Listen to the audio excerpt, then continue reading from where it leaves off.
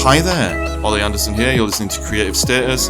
If you don't know, this is a podcast about using your creativity to improve your life, whether that's at the deepest human level of improving your relationship with yourself and integrating all of the parts that you may have been hiding from yourself because of your emotional stuff, shame, guilt, and trauma, moving towards wholeness, basically, so you can be more connected to yourself, more connected to other people, more connected to the world. If you've heard this for the first time, if you're hearing this for the first time right now, my name is Ollie Anderson. I'm a performance coach. I help people with their lives and businesses, and my main focus is helping them to become more real. That just means more authentic, ultimately, but it also means improving our relationship with reality and what we're capable of and our potential, and getting into a growth mindset and blah-de-blah-de-blah. This podcast uses creativity as a vessel for exploring all those things. This podcast episode is an interview with a lady called Genein Letford. She is an educator, but she also works to spread the word about something she calls intercultural creativity, which you'll hear more about in the interview itself. This is a really all-encompassing interview when it comes to the topic of creativity as a whole. We kind of cover it all. What is creativity? How is our mindset involved in the creative process? How can we become more aware? How can we take more action? How can we basically use the creative brains that we have in the most efficient way to live the best lives and to do the most with them whilst we're here? That's just me throwing in the death thing that I like talking about. I don't think we actually talk about death in this episode.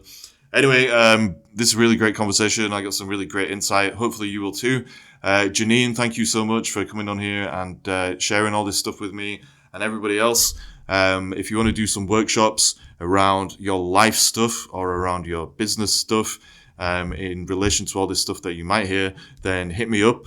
Go to my website, ollieanderson.co.uk/workshops. There's some free workshops coming up about all this kind of stuff. And otherwise, I just hope you enjoy this interview as much as I enjoyed having the conversation. Thank you so much, and I will see you next Monday for the next episode. Peace. Oh, hi there, Genein. Thank you for joining me today on Creative Status. We've had a very quick chat before about your work with creativity. You do a lot of stuff to do with intercultural creativity and identity and that kind of thing. Before I start asking you 1,000,001 questions, do you feel like introducing yourself and giving us an overview of your work and what intercultural creativity actually is as well? Sure. There's a lot there. Hi, I'm so happy to be here. I am Genein Letford, like you said. I'm an educator by trade. So I taught at the elementary school level for 15 years. And then about 6 years into that, I started a nonprofit for 6th graders to 12th graders that were graduating from my elementary school. And we talked about creative literacy, financial literacy, entrepreneurship, right? And identity and mindset. And then I also found myself teaching at the local university, California State University, Northridge, teaching teachers who were getting their master's how to integrate creative thinking and also artistic thinking into their curriculum. Wow. So it really just gave me a huge, or actually an interesting vantage point of seeing the whole pipeline, right?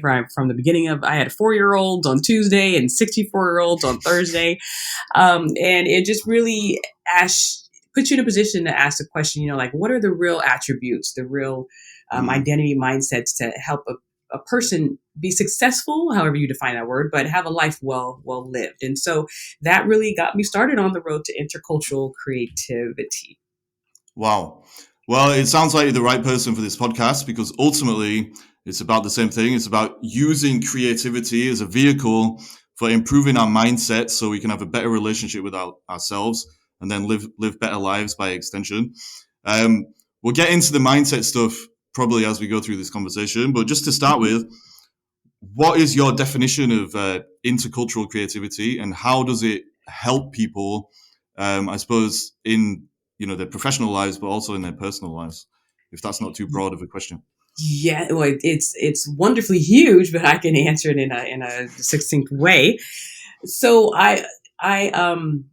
my background's in psychology. I'm an educator with the degrees in psychology, human development.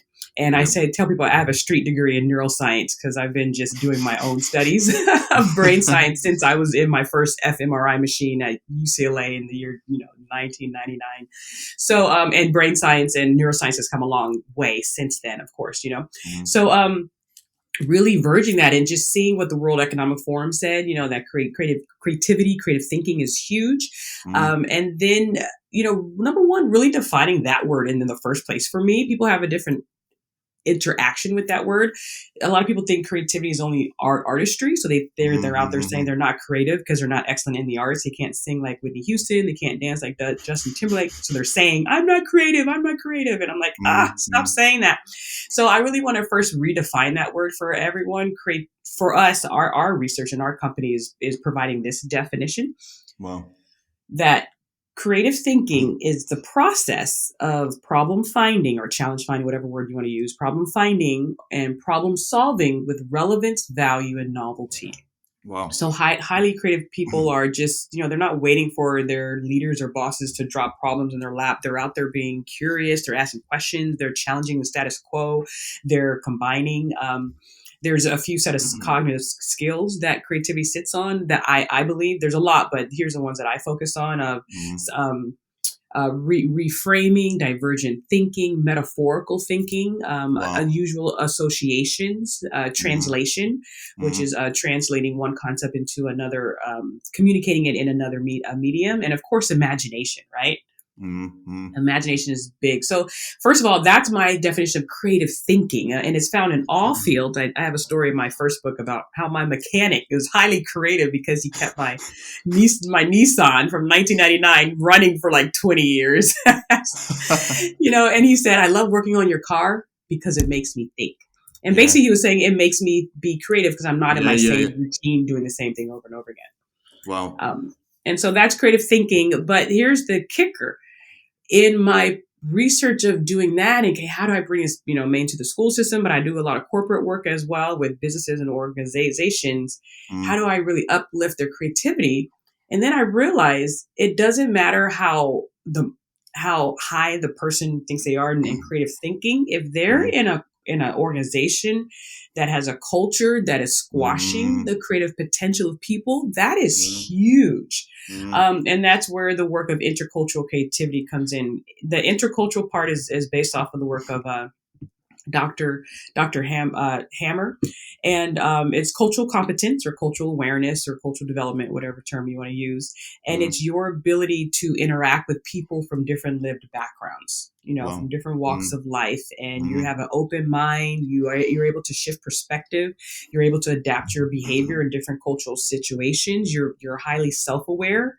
You're mm, other mm, aware and you're environmentally aware. You're socially aware of mm, the emotional climate in the environment. And so it's a continuum on both areas. And that's mm, really what mm, those work sits on is these are skills, which means you can get better at them. And so wow. that is my definition of intercultural creativity is your ability to problem solve and problem find with relevance, value, and novelty with people from different lived experiences. Wow.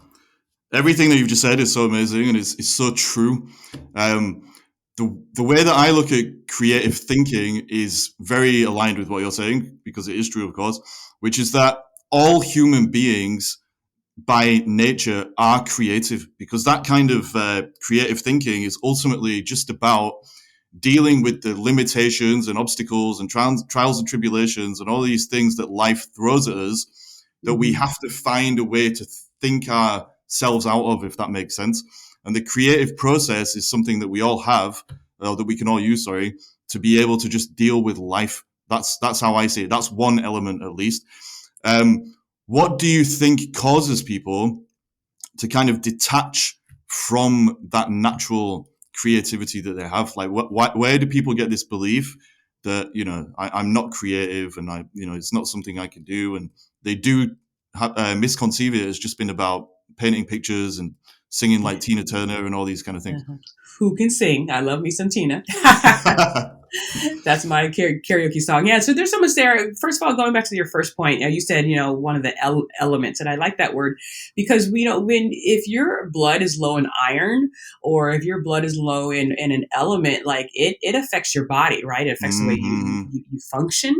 And it affects your well-being. I think creativity is the same thing, that it is an element that our brain needs to stay active and keep Yes. regenerating and Yes. making neural pathways and everything. And so that response attaches to your question Mm, of mm, why do some people, they seem just really like highly creative and just always doing that. There's three areas of the brain, not physical areas, but three areas that people talk about.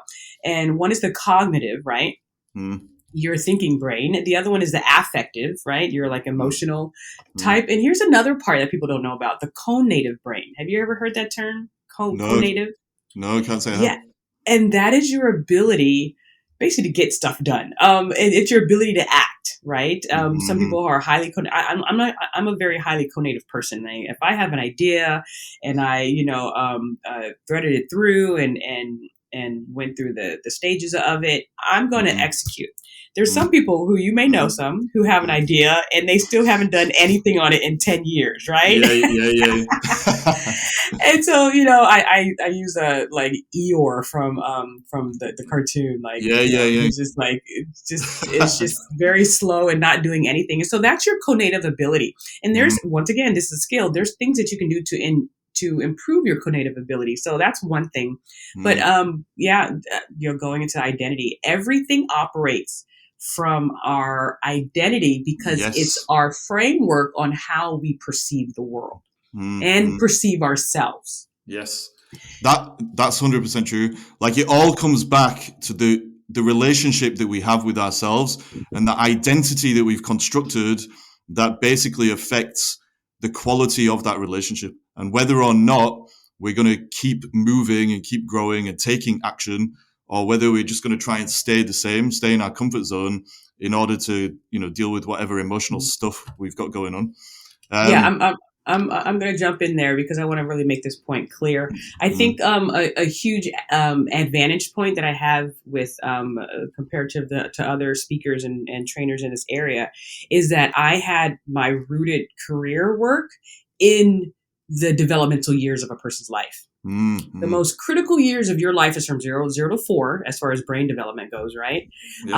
And then next is, I would say 0 to 12. And those are critical years because your brain is basically laying out the algorithms of what it's going to be using for the rest of the life, Yeah, yeah, right? yeah, yeah, yeah.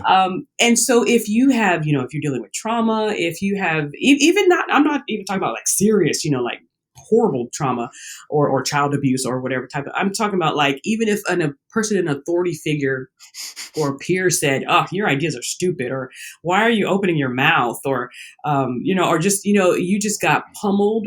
Your Mm, creativity, mm, your mm, identity of creativity got mm. pummeled during your formative years. Yeah, yeah, yeah. That's a huge issue when you get to your adulthood if you haven't worked through that. Mm, mm. Like three emotions that I'm always talking about, like ad infinitum on this podcast: the shame, guilt, and trauma. And the way Hmm. that I see it is, if you pick up an unhealthy relationship with any of those three emotions in your early years, then, like you just said, you're going to end up repeating patterns over and over again into your adult life. And most of the time, because people who have unresolved shame, guilt, and trauma don't want to face those emotions in the short term because it's painful, they end up creating an identity that is very fixed and very rigid because it keeps those emotions at bay. And that is when I think people end up kind of transmuting into like an ER type figure in later life. And they basically remove themselves from any sense of purpose because they don't want to keep moving forward. Because by moving forward, that's going to cause these emotions to come up, which is actually good for them in the long term. But Hmm. in the short term, it's causing all these problems. So I think there's a link there between the creativity thing and the identity thing, because creativity actually frees us. It allows us to become more whole. Earlier on in the conversation, when I said the problem solving is just one element of creativity, I think there's another element, which is that it's ultimately about allowing us to find a way forward so that we can integrate all of the different parts of ourselves that we've disowned by hiding certain emotions and thoughts and beliefs and intentions and so on and so forth behind the identity that we've picked up. So do you think there's something there as well? Yeah, I read. I do a lot of studies. Under Rabbi Jonathan Sachs. He's like brilliant. Mm, And he talks about shame and guilt and he separates them. He talks about like shame is this thing from the outside of people are shaming you or this external thing, but he talks about guilt as far as, we all make mistakes, and sometimes we make, bad mistakes. And that guilt is that conscious, like, I can do better next time, or how Yeah, do I yeah, yeah, learn from this? So yeah. he positions it as guilt being a good thing if you know how to work through it in a healthy way, right? Mm-hmm. And he talks about shame, or shame culture being that, that negative, everyone from the external thing. So you're trying to be right because of an external position, as opposed to trying to be right within because it's the right thing to do. Because we do need those inner checks of, hey, I made a bad choice. Like, how can I Yeah, yeah, learn yeah. from this and do better next time? Or how can I make sure I treat the person Mm, with more respect next time, or whatever the mm-hmm. situation may be. So yeah, there's a lot of growing there, learning there. I'm learning so much, but I one of my quotes when I wrote my first book was, "Your creative health Mm, affects your financial wealth." mm, And mm, we don't really see how creativity is tied to so many areas of our life. Like all the things that you see me producing, my books, my trainings, my keynotes, those came from my imagination, right? yeah, yeah. And people are paying me money, like literally money, for something that came from my creativity. So we don't really see that connection, especially growing up, of, wait, Mm, me mm, being able to sit and get into my default mode network, which is the part of the brain where your mind's kind of wandering and playing around with ideas and thinking about connections, and getting kind of trying to tap into our subconscious mind. mm, That this is critical for me to think of new ideas, and that's why I do creative literacy and mm. financial literacy and entrepreneurship together. Because how do you bring these creative ideas to market? That's a whole other conversation right there, right? Yeah, yeah, yeah, yeah. This is why working on this stuff is so important, because actually, if you can tap into your creativity, then what you actually tap into is two things based on those two elements that we talked about. So the first element of problem solving means that you're tapping into reality itself, because you can only solve a problem by understanding reality. And if you understand reality and you can't solve the problem, then it's not a problem. It's just something you have to accept. So anyway, you improve your relationship with reality, and then the other way of using creativity to free yourself, basically, and to get a better or more integrated relationship with yourself, that is ultimately allowing you to have a better emotional relationship with yourself and to be more real in who you are. And when you do both of those things, you have a better relationship with reality and a better relationship with yourself. That's when you're able to tap into the true value that you have to offer the world. And that is why this kind of work that we're talking about is the first step, ultimately, to be able to go on that entrepreneurial journey, or to create a business around your creative projects, or just, it can be any business, really. It can be a creative endeavor, as long as you put in your real self into it. And I think that's why people can really improve their lives. I always say, in the areas of health, wealth, and relationships, creativity will improve their lives in those three areas. It'll improve your health, because you're going to have less friction between yourself and life, and you're going to have a better relationship with yourself because you're integrating all these different parts, like I said. Wealth, well, you're going to have more value to give to the world, because you're going to have a better relationship with yourself, and you know your true values and intentions, and you can use your creativity to solve problems with whatever you have that's real to offer. And then wealth, you can usually turn that into something that you can kind of sell on the market, because value in return for value is just the way that things work. So that was a very long-winded way of me saying all that, but basically you're 100% right. How do people take their creativity then, if this isn't a complete tangent, and start offering it to the world in a way that's, valuable in the sense that you're talking about, financially and that kind of thing? Well, you already touched on it, is that self-awareness aspect, right? And you being Mm-hmm. self-aware, and it's not just about reality, because we have to understand that our perception creates our reality, right? The way our the work of Dr. Nina Kraus, as far as our senses, basically, when you think you're just hearing things and when you think you're just seeing things, your brain is communicating the other direction as well. So there's this two-way pathway going on, where that's why you and I could see the same piece of artwork and have a completely, totally different experience with it, even though the artwork itself is objective, right? More or less, it's just a thing with paint, and our eyes are interpreting the frequency of the color and the hues or whatever. But it may bring up all these experiences for you, and it may lay flat for me, because it's all mm, about this two-way processing of what my brain is trying to make a story basically out of what we're mhm, experiencing. And mm, so for me, a huge kicker, a huge turning point in my creative journey was getting to know myself. And if mhm, I had to reframe things, so I do have a speech impediment. I stutter. I had years of speech therapy growing up, still stutter today. Now that I said it, you might be able to pick it up every now and then. But haven't know. I had to reframe my relationship with my stuttering. It's like I was ashamed of it. So, I cried myself to sleep for so long and Mm, thought my ideas were worthless, not because of any cognitive issue, but because of I yeah. couldn't communicate them fluently. Mm, Right. So mm, I just thought mm, I was dumb, or not as smart as everyone else. And it just turned out that this is just the way I speak. And I had mhm, to mm, come to grips with who I was and where my assets were. And mm, so I realized, I don't stutter when I sing. I don't stutter when I memorize lines for like, in mhm, theater.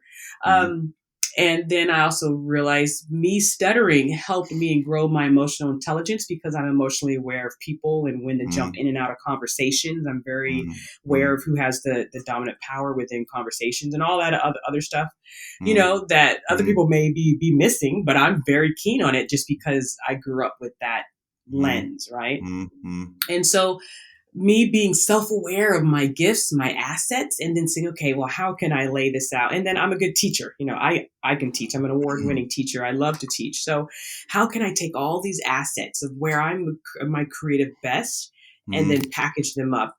And I'm now doing what you see me doing today. So people taking that time to really have some deep reflection and mm, introspection time is key. mm. If I go back to the perception thing a little bit, I think it's linked to the identity thing. So the way that I see it is that our perceptions, they either move us towards reality or they take us away from it.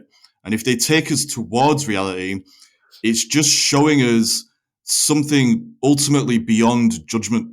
And the main reason that we judge reality, uh, there's two levels actually. I'm making this too complicated. So there's perception, which is the senses, but then we interpret what we perceive. And the interpretations are normally motivated by our emotional relationship with ourselves and the need to keep that identity that we become attached to in place in order to not have to face stretching ourselves and growing through the comfort zone. And so a lot of the time, Your senses are your sensation. That those are the senses. The yeah, yeah, interpretation, I believe, is connected to perception, just because it's really like because you're sensing things all the time, but what is your brain actually allowing in? yeah, yeah, yeah. But And that I think, changes per person. yeah, of course, of course. But the reality it's the same for all of us, but we perceive it differently. Is how I see it anyway. And I think if we can align ourselves more closely with that reality, that's when we can step away from all of the shame and the guilt and the trauma and stuff like that, and actually start getting into the creative flow state that we need to be in order to start understanding who we really are. So with your example of the stuttering, for example, probably okay, another person, for example, might have seen you stuttering or something. They might not have interpreted you as being dumb or whatever it was you said, sorry, like less Mhm. intelligent than other people. That was an interpretation that you put on that situation because of Mhm. your underlying emotional stuff. And as you became more aware of yourself, you realized that that emotional stuff was not real. Actually, it was something that you had created in your mind, which was actually exacerbating the problem. And so, as you went down that path of becoming more real and accepting yourself and all the things you said, that is when you could actually get a better view of the real you, which is beyond shame, and start moving forward with this creative journey that you've now put yourself on. Yeah, and a lot of that is projection, and like they call it the imposter syndrome and things like it's almost an arrogant way to be like I think I know what other people are thinking. Like Yeah, no, yeah, you yeah, don't, yeah. Janine. And and that's a part of the work, of just Mm-hmm. saying I don't know what other people think. Oh, and someone just said, I don't have the time and energy to be a steward over someone else's thoughts. You just Yeah, got to yeah, yeah. do. Yeah. Do you respect everyone? You know, you do have to be respectful, but create and know that once you create, see, creativity is really an emotional journey because it's coming from inside of you. Yes. And Yeah. so I had to learn how to separate. So my books, you know, the books that I publish, once I publish them and it's outside of me and it's out there in the world, I have to let it go. Just like my son. My son was formed in my body Mm, and then I mm. pushed him out. But he's his own person, you know. He does. If I'm going to be dressing him at 30 years old, that's an issue, right? Because he needs to be independent and know how to. He's his own set of everything, his own universe within itself. And I think my creativity is the same way. When I have an idea, and we incubate it, and then it's birthed, and now it's out there helping the world, it's out there. It's a part of me, but it's still separate from me. I'm does that Yeah, yeah, make yeah, sense? yeah, yeah. Like I've had a similar experience. So I wrote a novel like ages ago, and like I thought that it meant a certain thing. So obviously, like in my head, I planned the structure of the plot and all these kind of things, and Mm-hmm. then when I put it out into the world, people would start reading it, and they would tell me that the ending meant something totally different to what I thought it Yeah. meant. Yeah. And yeah, yeah, yeah. And at first, obviously, I was a bit like a bit disconcerted Mm-hmm. because I was being quite arrogant. Maybe I thought I'm the author, I know what this means, blah blah blah. But actually, that's the interpretational thing that we're talking about. Once it's out Mm-hmm. there, everybody is interpreting things through their web of experience and their web of Yes. understanding, and that is what it means to them. And so you're right. Once you've created something, all you can do is put it out there as as best you can, and then other people they'll put their own meaning on it basically, and that's it. But it might connect in the way that you intended it to. It might not. But the important thing actually is what you said. It's the inner journey that you went on whilst creating whatever it is that we're talking about. Yes. Yeah. And that's huge. And also, my last point, a point I want to make that I think will resonate with people is, you know who Maya Angelou is? Yeah, the author. Yes, yes, Yeah. author. She's like everything: author, poet, singer, advocate. She has like 15 different hats. You know, she passed. I guess almost 10 years ago or so. And I tell people I wasn't sad when she passed away because she was the epitome of a life well lived. Like Mm-hmm. we're all gonna pass away. So that's just a part of life. But wow, like if I want to learn from her, I can go pick up her book. If I want to hear her voice, like there's videos online. If I want to learn Mm-hmm. from her essays, get entertainment from her dances or singing, or the movie she produced or was in. Mm-hmm. It's she left everything on the table for us, and even though her body is physically not here, her Yeah, yeah, creativity, the productions of her creativity, is still here. You yeah, know. yeah, yeah, And yeah. I think that's huge for people to really understand that when my body is no longer here, will I still be able to impact with my Mm, creative mm, mm. productions? That's an amazing point. And I think you can increase the odds of your work doing that if you go through this process we're talking about of ultimately allowing your work to make you more real or more authentic or whatever it is, so that what you're sharing is actually true. I think Mm-hmm. the odds of your work outliving you or touching people's lives when you're gone are going to be increased by sorry, I got distracted by making sure that you're sharing something true. Basically, Yes, yes, yes. how do we do that? That's the next question, really. So I would say the opposite. That's basically one extreme of the spectrum. So you create this amazing work because you go through this journey inside yourself. You basically drag your guts up and you like process all your emotional stuff and you put it into your work and you're a different person by the end of it. And then you share that work. The world respects it. People grow from it. People learn from it. That's amazing. The opposite end of the spectrum is basically Eeyore, like you said. So some of these some people are sitting around like depressed donkeys and they're not doing any of that work. They're not looking at their emotional stuff. They're not solving the problems in their life. They're not sharing whatever they might have to share, which I believe we all have something to share. How do we make this distinction between walking the Eeyore path and walking this more real path?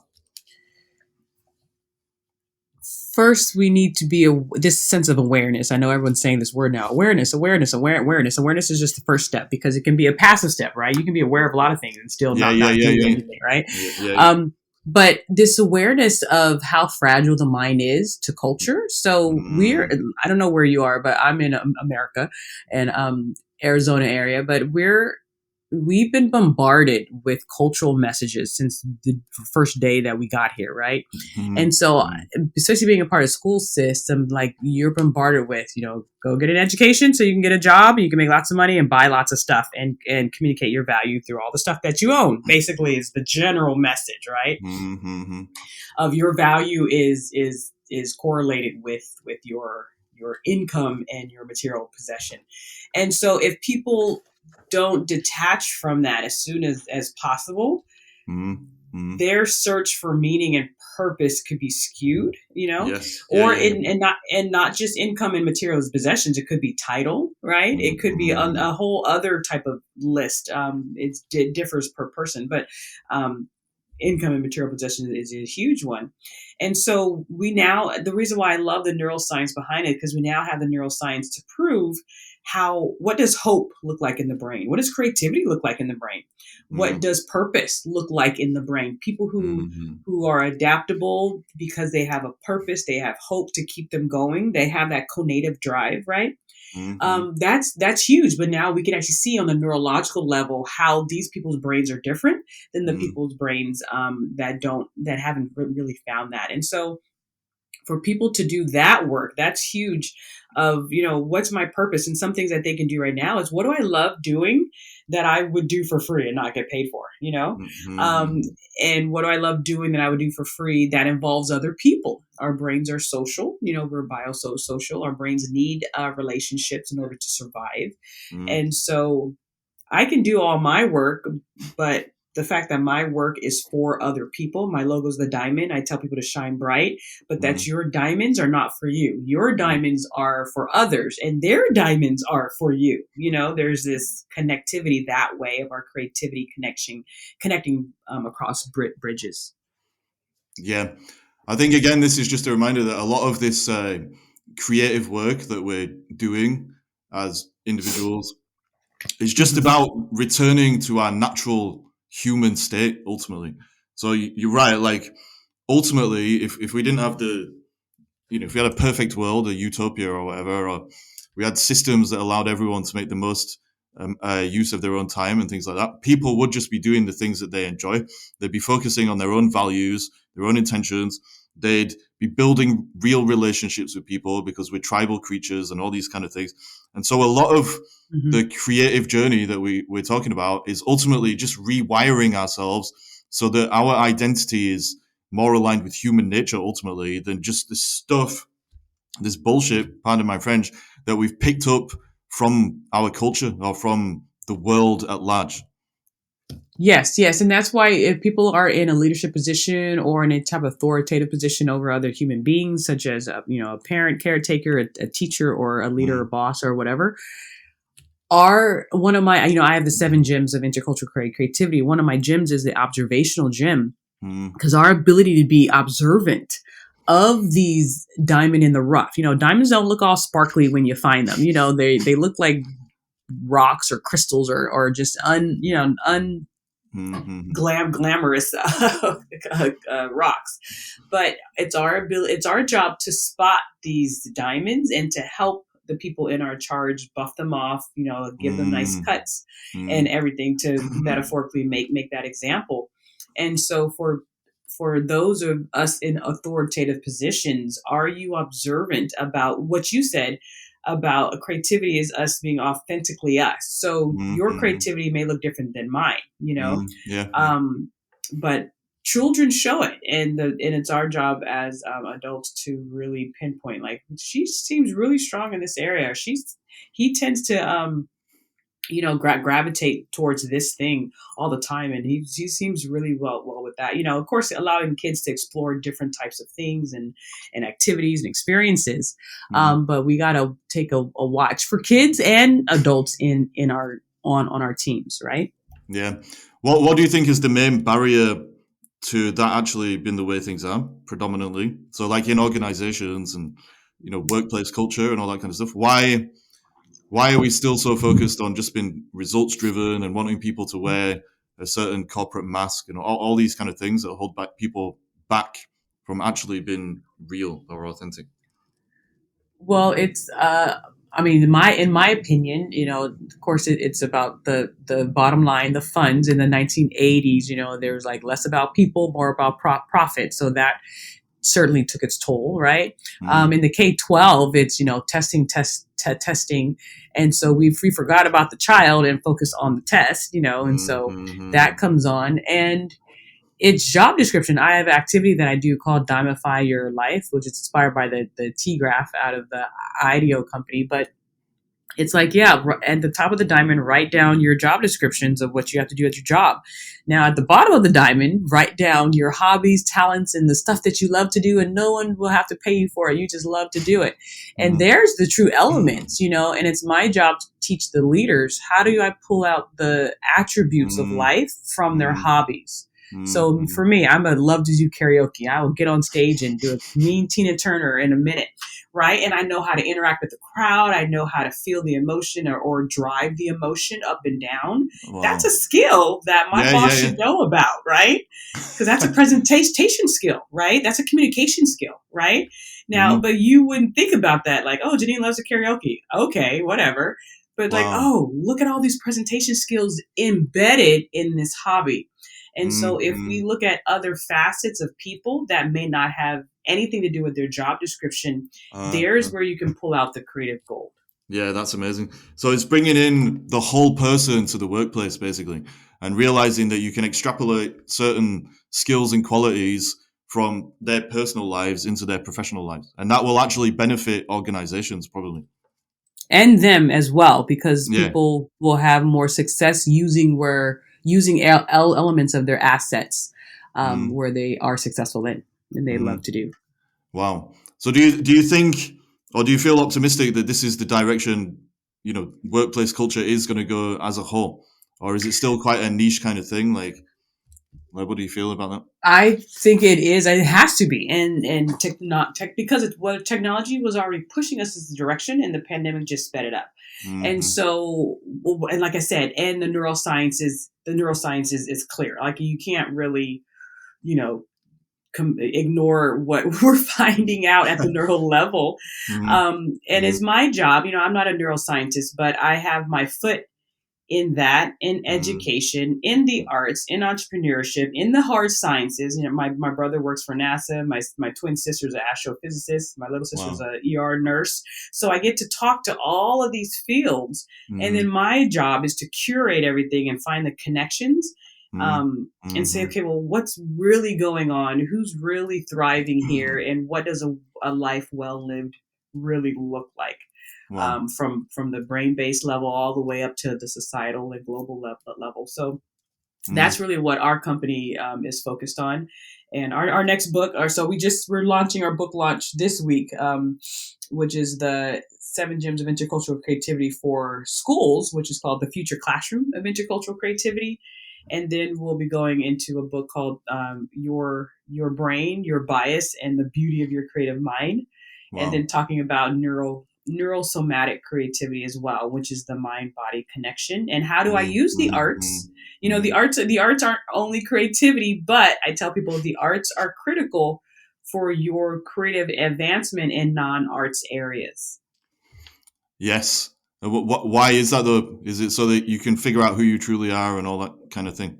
Self-expression, yeah, that's a part of it, but even at the neurological physiological level, the arts improve your ability to do what creativity needs. It needs you to be Mm-hmm. highly observant, highly Mm-hmm. sensory, and with all of your senses, not just your eyes, with everything, and with your intuition. It needs you to be able to understand patterns, the making of patterns and the breaking of patterns, and be sensitive Mm-hmm. to pattern making. And it needs you to be able to translate ideas into different mediums of communication. And that's what the arts does. Wow. A lot of metaphorical thinking. If you ever watched metaphorical dance and painting, just pictures that communicate a concept, right? Those are Mm-hmm. metaphors. So people who practice that on their downtime Mm. show up in a more complete, connected way in their work time. Mm. Yeah, 100% makes sense, because obviously the time you spend with those activities is a practice, isn't it, for life as a whole? Because the Yes. creative process ultimately is a microcosm for life itself. And so, like you've said, you get these transferable skills and you become more real and blah blah blah.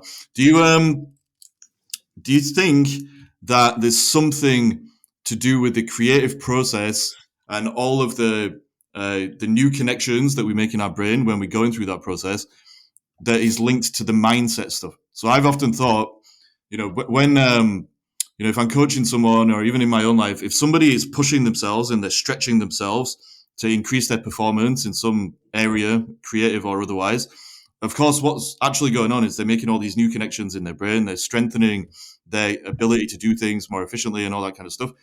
But actually, they're also becoming this more authentic version of themselves, which I think is just the difference between authentic and inauthentic is we either moving towards wholeness, i.e., connection to ourselves and life, or we've been more fragmented because of identity and misconceptions and so on and so forth. If we're making new connections in our brain and we're becoming more real, and creativity does that, it allows us to make those connections. Is there something there that could even be seen as evidence for this whole thing that we're talking about? Yeah, if you look up the work of Dr. David Eagleman out of Stanford, he has a wonderful book, it's right here, called The Runaway Species: How Human Creativity Remakes the World, that he Wow. co-authored with Anthony Brandt.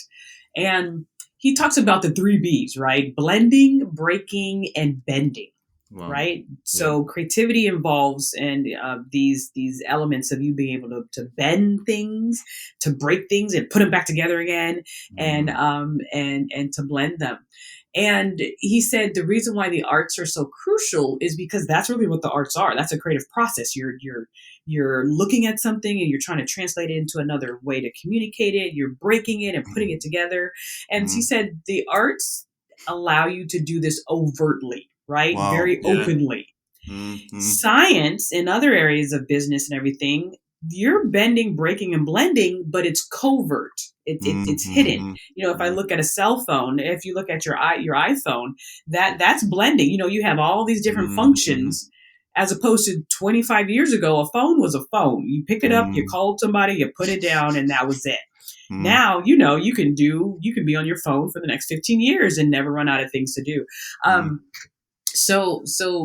But it doesn't, I don't think about that when I see the phone. So the concept of blending, breaking, and bending is hidden within a lot of science and technology. That's what they're Mm. doing. Mm. But so Anthony and David, or Dr. David, um, have shown, and which we already knew intuitively, that the arts parallel scientific thinking, Yes. right?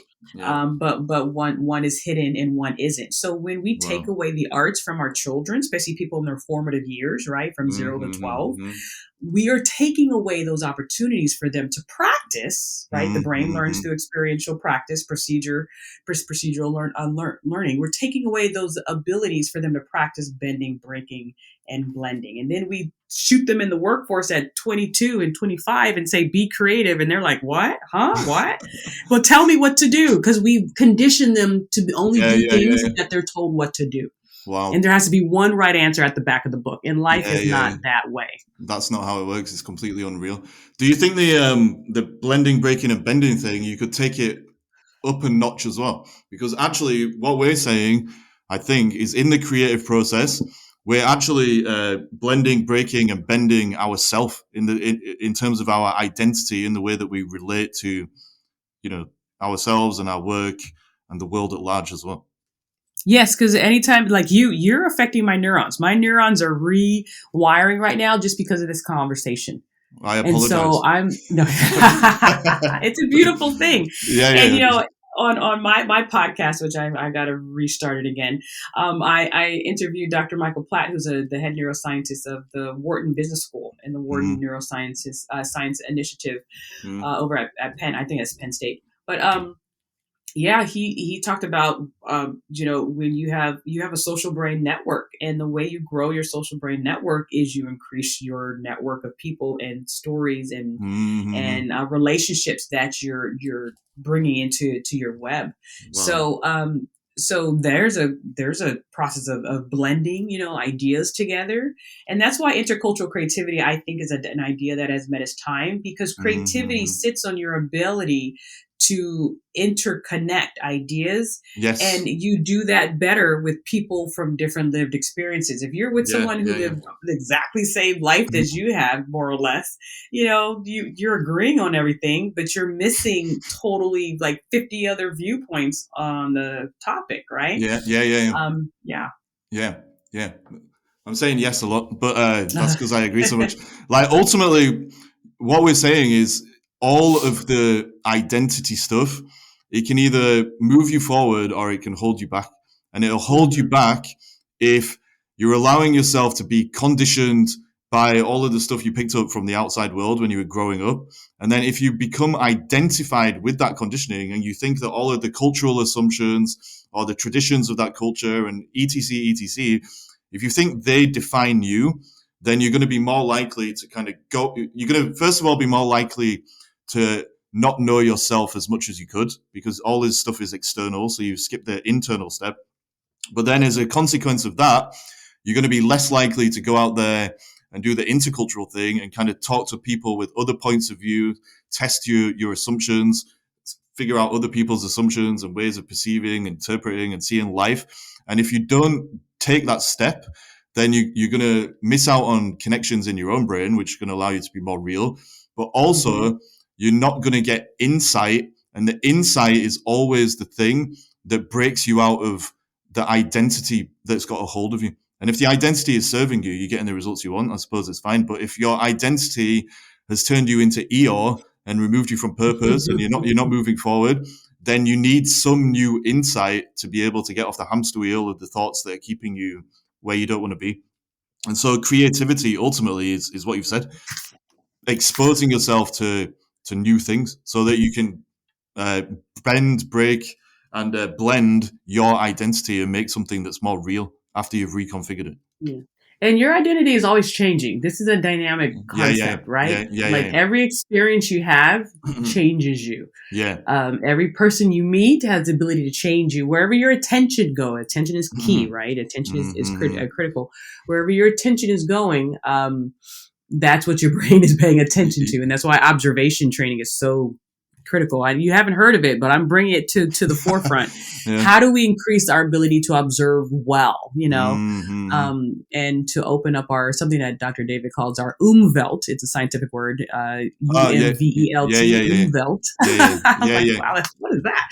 But that's just your sensory perceptions. Yeah, We yeah, we yeah. have a different Umwelt than a roach. They have different senses. Than a bird, than whatever. But yeah, it's this is the time for this work to go forth, because Mm. companies are going to start realizing the value that's latent in their company is hidden in within the facets of their people. Yes. So if you don't work on sharpening and buffing and shining bright those facets of your people, you're missing out. Yes. That latent potential is always there. But do you Mm-hmm. think there's an issue of ego resistance? So, everything we've said is completely true. Like we should all, if we've been real, i.e., aligned with our human nature and life itself, we're always moving, we're always flowing, we're always growing. Every new person we meet can change our experience and give us new insight and stuff like that. But some people, like we said, they're like Eeyore. And I think you Mm-hmm. become like Eeyore because you have ego resistance because of your emotional stuff. And ultimately, it's what I said earlier in the conversation, to be honest, where you don't want to face your own shame, you don't want to face your own guilt, you don't want to deal with your trauma, whatever it is. So you create a little box for yourself to live in, and that stops you doing all of this stuff that we're talking about. And a lot of people keep themselves in that illusory stasis because of their own emotional relationship with themselves. But also, Mm-hmm. a lot of workplace cultures, they don't want people to do this work either because they'd rather people were just passive and cogs in the machine or whatever, did what they were told to do. so the company can just focus on profit and get results or whatever it is. So the question is, how do we deal with two kinds of ego resistance, I guess? The ego resistance at the personal level, but also the kind of collective cultural ego resistance, if we want to call it that, where the majority of people in a culture want things to be a certain way, which may not necessarily be authentic or true to, everybody, which ultimately stops the culture as a whole getting the best results because it's hiding that Yeah. latent potential. Well, going back to the brain, I love the brain. The brain loves routine. Of course, the brain loves spontaneity of everything, but those are hard and those take extra energy. You have a Mm-hmm. metabolic budget, kind of like a financial budget. You Mm-hmm. only have so much energy a day, and the brain takes a lot of energy. It's only what three pounds of of your body, but 20% of your energy load. So it's a very costly machine, or costly organ. And Mm-hmm. so, for it to save as much energy, it needs to move as many actions to reflexes, right? To Mm-hmm. reflection, reflective actions. And so, for us Mm-hmm. to do intercultural creativity, which is creativity, meaning you're doing something new, you're venturing out, you're taking a risk, you can't perceive the outcome. And the intercultural part, you're meeting people who you don't know. You can't predict their behavior. You don't know their schema, Mm-hmm. their sets of framework. And Mm-hmm. so both of those together is a Mm-hmm. huge metabolic cost on the brain. Mm-hmm. And so that's why it's so easy to stay in routine. And that's why your conative ability is so key, because it moves you past that, and gets you into action. Most of the hard part isn't, the big thing. It's just starting those small steps. Once you start the small, like Mm-hmm. for me writing my book, once I actually sit down and start writing, oh, it just flows out. But it's the Yeah, yeah, sitting yeah. down and starting writing. It's the going to the gym, getting in the gym. Once I'm in the Mm-hmm. gym, it's fine. Yeah, yeah, Right. yeah. I haven't gone in a few days, so, oh no.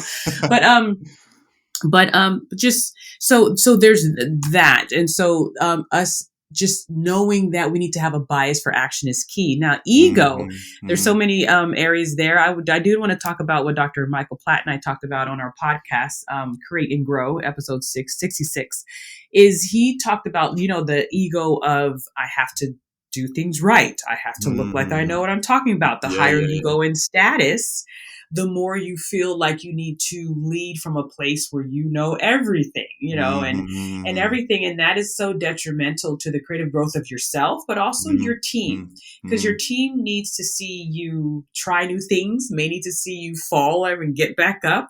People learn from observation. Wow. Yeah, Children yeah. learn from watching. And the point I want to make from that is Dr. Michael Platt said, when you go higher in status, Mm.